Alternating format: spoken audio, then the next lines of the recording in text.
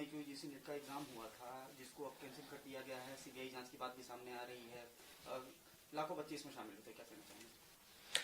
देखिए, भारतीय जनता पार्टी का एक गठजोड़ है शिक्षा माफियाओं के साथ, और वो शिक्षा माफिया देश भर में ये पेपर लीक कराने का कांड करते हैं। ये करोड़ों का बिजनेस है, करोड़ों का बिजनेस।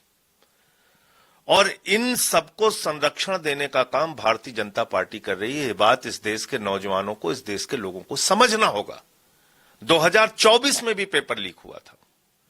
अभी नीट की परीक्षा रद्द हो गई जिसमें 22 लाख बच्चों ने हिस्सेदारी की।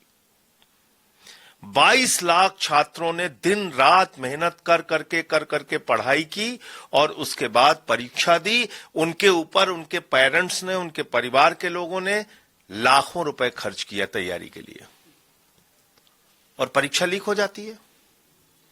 आपने रद्द कर दिया। करोड़ों, वो 22 लाख तो बच्चे हैं, छात्र छात्राएं हैं, लेकिन उनसे प्रभावित होने वाले लोग करोड़ों की संख्या में हैं। उनका परिवार, उनके चाहने वाले, उनके लोग। तो ये बात इस देश के युवाओं को समझनी होगी, इस देश के लोगों को समझनी होगी कि भारतीय जनता पार्टी और मोदी जी की सरकार युवाओं के बर्बादी की गारंटी है। ये पेपर रद्द करना देश के युवाओं, छात्रों के साथ विश्वासघात है। उनके पीठ में छुरा मारने का काम बीजेपी की सरकार ने किया है। नंबर 1। नंबर 2, क्या यह पहली घटना है? नहीं साहब, 90 बार पेपर लीक हुए हैं, 90 बार। 12 साल के मोदी जी के राज में 90 बार पूरे देश के अंदर पेपर लीक हुए हैं। यह कोई सामान्य घटना नहीं है। उत्तर प्रदेश में पेपर लीक हो जाता है, बिहार में पेपर लीक हो जाता है, राजस्थान में पेपर लीक हो जाता है, केरल में, मध्य प्रदेश, हर जगह पूरे देश में पेपर लीक हो रहा है। भाजपा शासित राज्यों की सबसे बड़ी संख्या है, उठा के देख लीजिए। हरियाणा में पेपर लीक हो जाता है। तो बीजेपी क्या चाहती है? बीजेपी चाहती है नौजवान बेरोजगार रहे, सड़कों पे बेरोजगार घूमता रहे, चुनाव में सिर्फ उनको वोट दे बीजेपी को, मोदी जी के बड़े बड़े वादों के साथ बस जिंदाबाद जिंदाबाद करता रहे, उसके बाद फिर दंगे, फसाद, नफरत की राजनीति में उलझा रहे। तो मुझे लगता है कि ये एक बड़ा मौका है देश के लोगों को सोचने का, और खासतौर से युवाओं को सोचने का कि किस तरह से आपके भविष्य के साथ खिलवाड़ किया जा रहा है। सर, दूसरा सवाल है कि ऑनलाइन क्लासेस कल्चर को बढ़ाने के लिए, वर्क फ्रॉम होम कल्चर को बढ़ाने के लिए, यातायात के लिए जो है, तो निकल तो गए 5 देशों की यात्रा पे। आपको कह रहे हैं वर्क फ्रॉम होम कीजिए, विदेश की यात्राएं कम कीजिए। 5 देशों की यात्राओं पे निकल गए प्रधानमंत्री जी। रोड शो भी किया, भाषण दिया और उसके बाद तुरंत रोड शो किया। तो रोड शो में क्या होता है? लाखों लीटर पेट्रोल डीजल बर्बाद होते हैं। वो किया मोदी जी ने। मोदी जी जो कहते हैं उसके ठीक विपरीत काम करते हैं।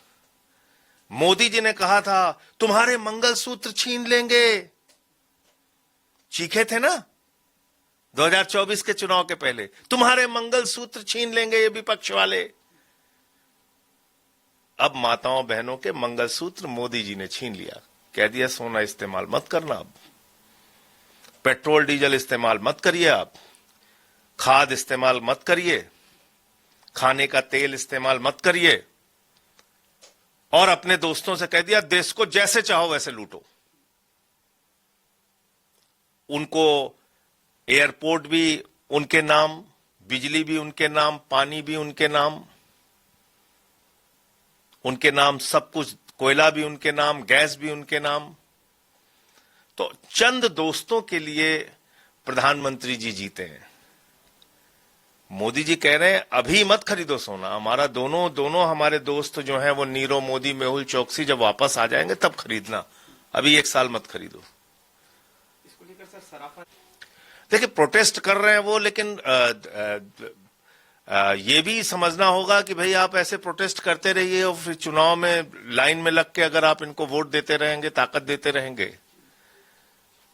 तो किसका फायदा है उसमें? ठीक है, जो सोने के व्यापारी हैं उनको तकलीफ होगी और वो जरूर सड़कों पे उतरे हैं। जो इस कारोबार में, जो सबसे ज्यादा तो बंगाली लोग हैं इसमें, 6.5 लाख बंगाली लोग हैं जो इसमें, बंगाल के लोग हैं जो कारीगरी से लेके और सोने व्यापार में जुड़े हुए हैं।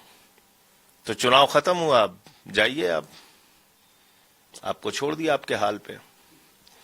तो यही समझना होगा इस देश के लोगों को कि देखिए, हिंदू मुसलमान तो किया जाता है। अब सोने के व्यापार से कितने लोग जुड़े हुए हैं? ज्यादातर हिंदू हैं। पेट्रोल डीजल इस्तेमाल करने वाले कितने लोग हैं? ज्यादातर हिंदू हैं। खाद इस्तेमाल करने वाले लोग कितने हैं? ज्यादातर हिंदू हैं। खाने का तेल इस्तेमाल करने वाले लोग कितने हैं? ज्यादातर हिंदू हैं। गैस इस्तेमाल करने वाले लोग कितने हैं? ज्यादातर हिंदू हैं, क्योंकि हिंदुओं की आबादी इस देश में ज्यादा है। तो चुनाव के समय में हिंदू मुसलमान करो, सबका वोट ले लो, चुनाव के बाद बोलो महंगाई देशभक्ति है, पेट्रोल डीजल इस्तेमाल मत करना देशभक्ति है, सोना ना खरीदना देशभक्ति है, वरना तुम देशद्रोही हो। तो हिटलर भी ऐसे ही करता था। हिटलर अपने हर गुनाह को छुपाने के लिए हर पाप, हर गुनाह, हर बर्बादी को देशभक्ति से जोड़ देता था। वही काम मोदी कर रहे हैं, यही चल रहा है देश में।